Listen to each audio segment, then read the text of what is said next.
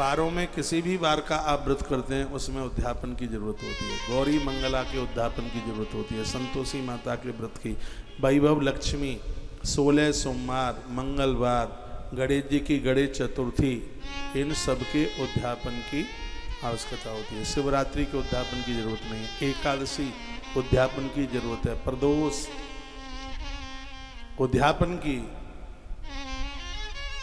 जरूरत है, प्रदोष में भी उद्यापन की आवश्यकता है, सोमवार उद्यापन की इसमें आवश्यकता है, बुधाष्टमी उद्यापन की जरूरत है, सूर्य सप्तमी, सप्तमी कोई भी साल भर तक जो सप्तमी का व्रत करते हैं उद्यापन की जरूरत है, रविवार का व्रत इनमें उद्यापन की जरूरत है। कुछ व्रत हैं पूर्णमासी, पूर्णमा व्रत, इसमें भी उद्यापन की आवश्यकता होती है। उद्यापनों में सबसे ज्यादा बड़ा विधान है तो एक गणेश चौथ का और एक एकादशी का, इन दोनों का विधान ज्यादा है, बड़ा विधान।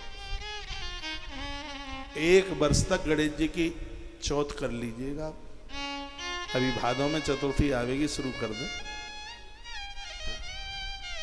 शुक्ल पक्ष से आरंभ करें, कृष्ण पक्ष में इसका उद्यापन कर दें। और व्रतों को शुक्ल पक्ष में ज़्यादा, जैसे एकादशी है उसका उद्यापन शुक्ल पक्ष में हो जाए, ज़्यादा ठीक माना जाता है। एक वर्ष के लिए आप हर गणेश चतुर्थी, एक महीने में 2 आएंगे, सर्व प्रकार के संकट दूर हो जाएंगे, इतना बड़ा प्रभाव वर्णित किया गया है उसमें। सूर्य सप्तमी सूर्य पुराण में विधान है, ब्रह्म पुराण में, सांभ पुराण में सूर्य सप्तमी का विधान भविष्य पुराण में भी है। तो ये कुछ ऐसे जो व्रत हैं बहुत अद्भुत हैं, अपने आम में ज़्यादा विशेष हैं। तो आइए मैं निवेदन कर रहा हूँ, तदा वंशस विस्तार हो जाए तेनाथ संशया, वंश विस्तार के लिए घृत धारा से भगवान का अभिषेक कीजिए। और क्या, ब्रह्म भोज्यम तथा प्रोक्तम, ब्राह्मण को भोजन कराइए।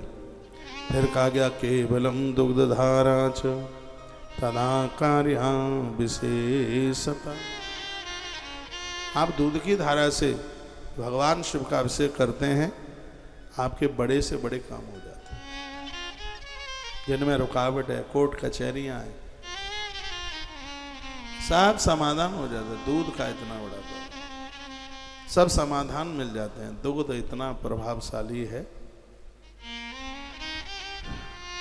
घर में किसी को मृगी का रोग आता है, माथे से कमजोर है, बच्चों को इतना जोर देते हैं पढ़ाने लिखाने में और सब भूल भाल जाते हैं, पढ़ने में मटरगस्ती करते हैं, पढ़ते ही नहीं है, उद्दंडी है।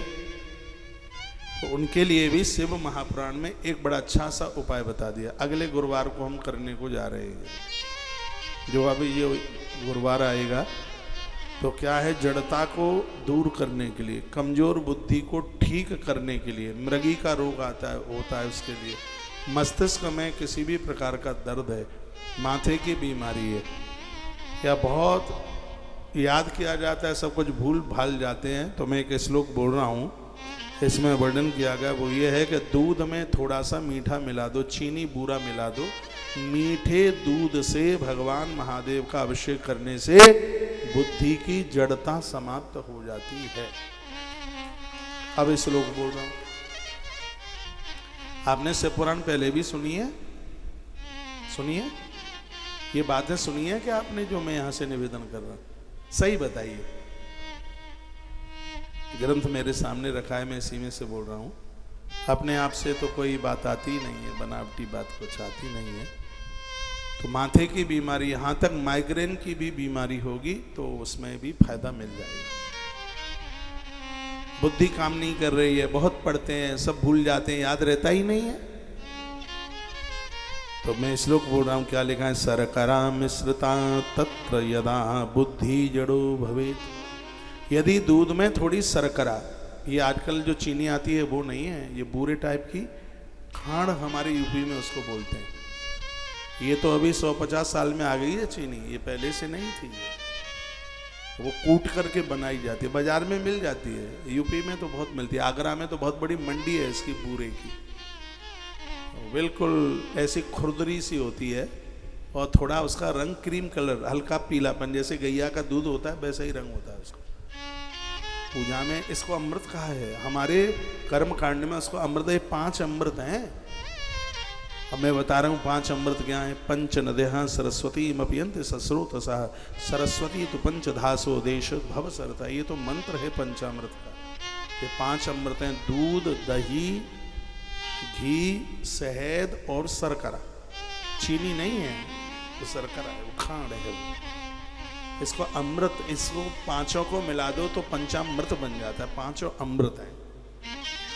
दूध है आपकी वंश वृद्धि बढ़ाता है, दही है आपका सम्मान बढ़ाता है, दूध दही घी आपकी लक्ष्मी को बढ़ाता है, शहद दुश्मन को भी अपना बना देता है, शर्करा आपके जीवन में निष्कामता लेके चल के आ जाता है। आप पूरी दुनिया को प्रेम कर लेते हो।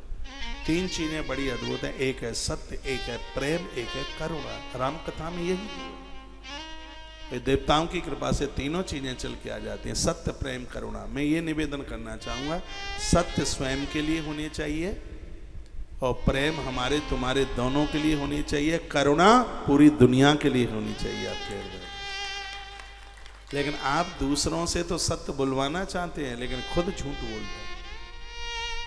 राम कथा में 3 बातें हैं, एक है सत्य, एक है प्रेम, एक है करुणा। सत्य स्वयं के लिए, प्रेम तुम्हारे लिए। सत्य का आचरण मैं खुद करूं, प्रेम आप सबसे करूं, और करुणा, करुणा का अर्थ जानते हैं, परमात्मा की सृष्टि में नीचे कीट से लेकर के देवताओं तक सब जगह है हमारे अंदर दया का साबुन बरस रहा हो। करुणा सबके ऊपर, सत्य, सत्य स्वयं के लिए, प्रेम हमारे और आपके लिए, और करुणा सबके लिए। वसुधैव कुटुंबकम्। तो भले ही परदेश में क्यों नहीं रहते,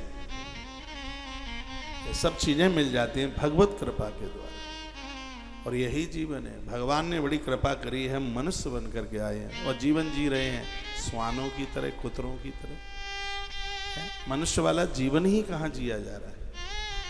ऊट पटांग खाना ये मनुष्यों का काम नहीं है, ऊट पटांग पीना ये मनुष्यों का काम नहीं है। परमात्मा ने कितनी बड़ी कृपा करी है और हमें हाड़ मांस का इंसान बनाया। उस जिंदगी का आनंद ही नहीं ले पा रहे लोग। शर्करा मिश्रता तत्र यदा बुद्धि जड़ो भवे।